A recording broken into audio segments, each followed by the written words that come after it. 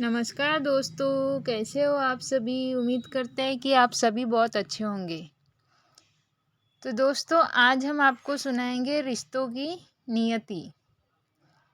तो दोस्तों, कहानी शुरू करते हैं।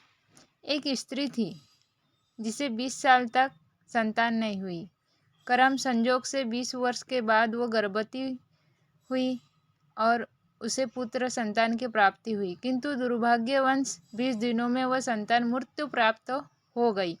वो स्त्री हद से ज़्यादा रोई और उस मृत बच्चे का शव लेकर एक सिद्ध महात्मा के पास गई। महात्मा से रोकर कहने लगी, मुझे मेरा बच्चा एक बार जीवित करके दीजिए।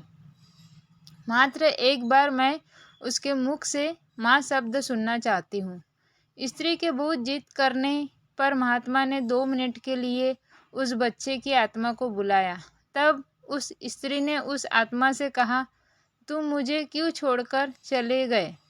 मैं तुमसे सिर्फ एक बार माँ शब्द सुनना चाहती हूँ।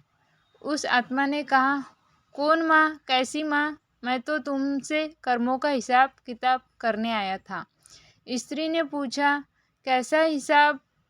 आत्मा ने बताया, पिछले जन्म में तुम मेरी सौतन थी, मेरे आंखों के सामने मेरे पति को ले गई।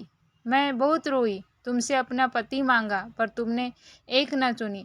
तब मैं रो रही थी और आज तुम रो रही हो। तब मेरा पति गया था, आज तुमने अपनी संतान खोई है। बस मेरा तुम्हारे साथ जो कर्मों का हिसाब था वो मैंने पूरा किया और मर गया। इतना कहकर आत्मा चली गई। उस स्त्री को झटका लगा। उसे आत्मा ने समझाया, देखो मैंने कहा था कि ये सब रिश्तेदार, माँ पिता, भाई बहन सब कर्मों के कारण जुड़े हुए हैं। हम सब कर्मों का हिसाब करने आए हैं। यही हमारे रिश्तों का न है। बस अच्छे कर्म करो ताकि हमें बाद में भुगतना ना पड़े।